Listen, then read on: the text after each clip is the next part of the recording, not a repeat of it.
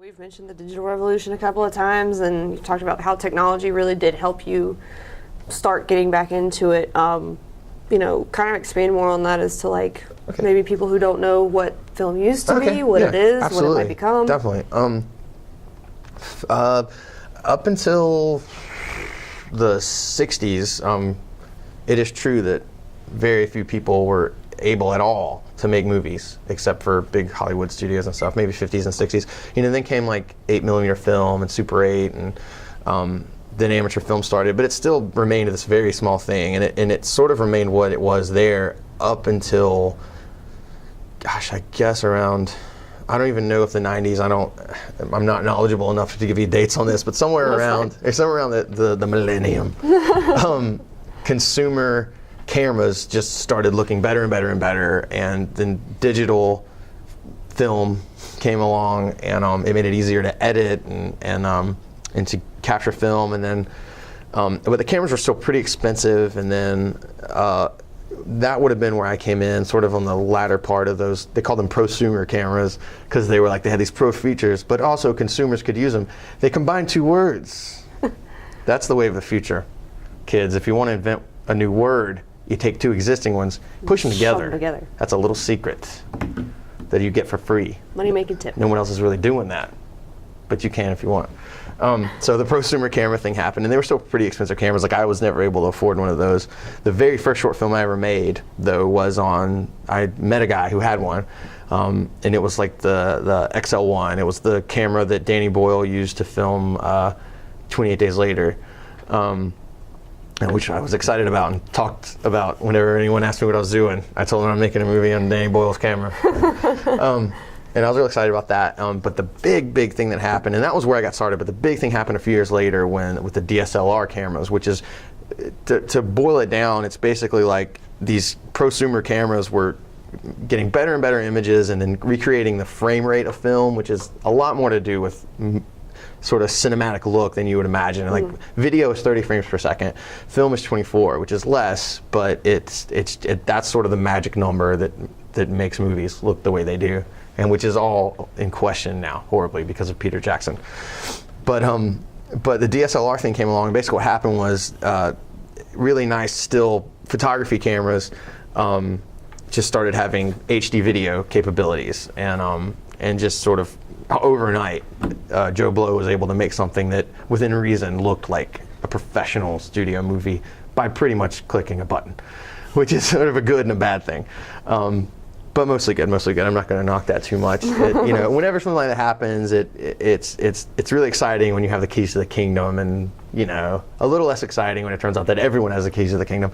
But it is a very, very, very good thing, and I think as time goes by, I think it's going to get better and better, and I think the application of it's going to get better and better and better, and we're just going to eventually be in a position where it's not going to be up to studio execs who are just chasing numbers what kind of movies get made. Professional, great-looking movies, I mean. You know, I think that, and that I do look forward to that day when the motivation to make a really great-looking movie is purely creative. Like, that's exciting.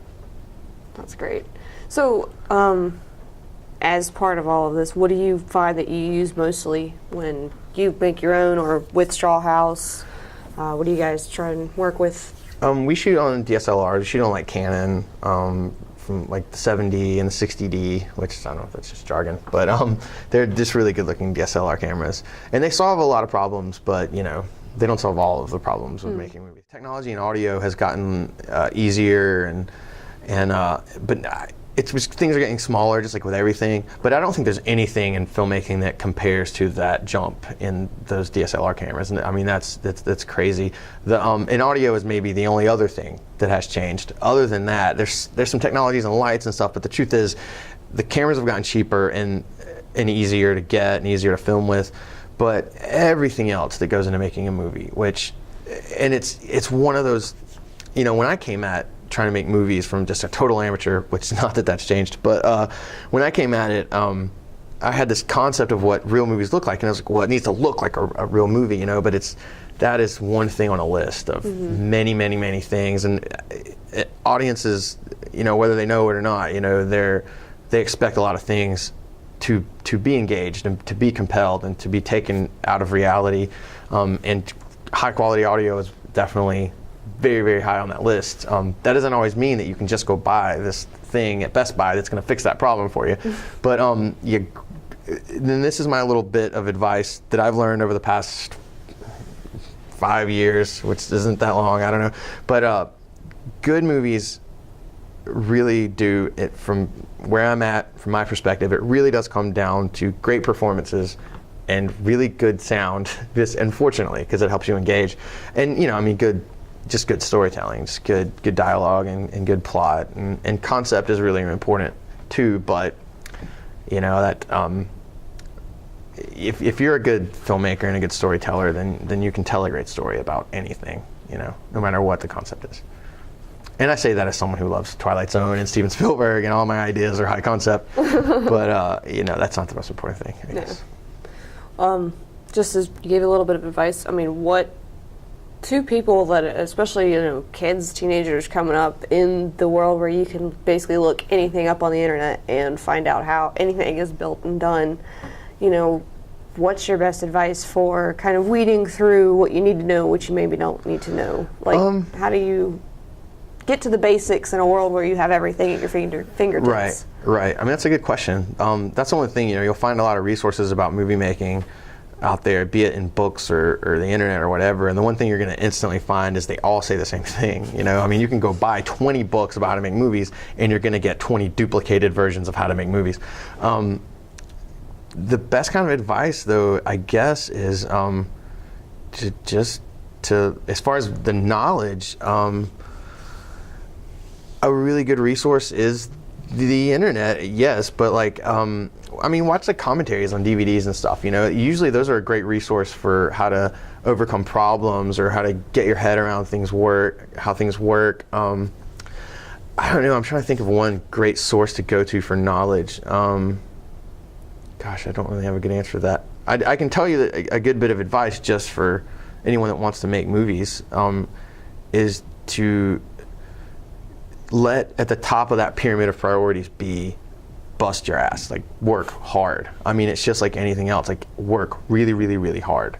Try, don't stop. I mean, it's like I was listening to a podcast, this guy, John August, he's this really great screenwriter, and he talked about meeting Spielberg for the first time and just expecting that there would be this aura glowing off of him and he would have these great secrets of the universe. And the one takeaway he had was that Spielberg just works really hard, which is very encouraging. He's like, well, hell, I can work hard.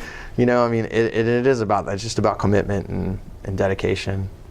And if you do that, and if you're doing that, then you're going to analyze movies, you're going to uncover the right things, and you're also going to have people gravitate to you that want to help you and are excited about what you're doing. It's just about truly falling in love with it and being dedicated. And just going off of the people, people that end up circularly, like you could say, I guess, Strawhouse, people at Strawhouse Pictures and everything.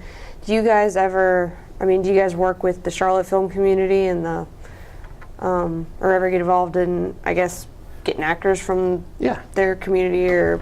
Yeah, absolutely. Yeah, the Charlotte film community, it's awesome. It's a great, it's sort of indicative of that culture of people just making movies and doing it and not waiting around for opportunities, sort of making opportunities, and it's a really cool thing. And Julie Emmons, are you talking about the specific Charlotte film community or the concept of a community of filmmakers in Charlotte? Yeah, both. Okay, sorry. Well, I'm not we'll hype the Charlotte film community. Okay, we love them.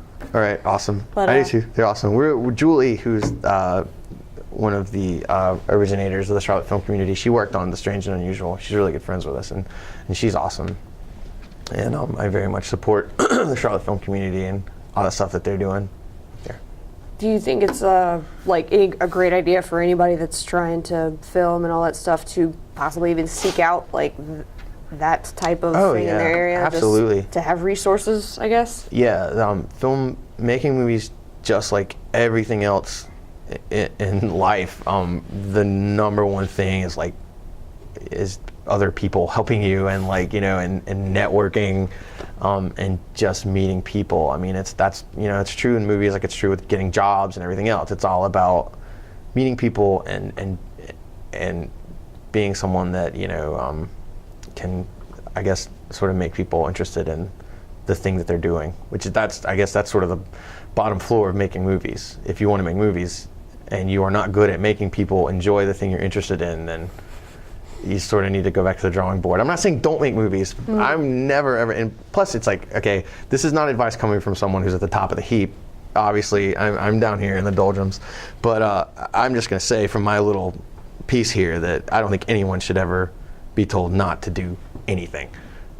Anything. I mean, I think if you care about it and want to do it, I don't care how bad you are at it, I think you should do it. I don't think you should let anyone tell you any differently. So, get off my soapbox on that. That's great advice, though. That's great.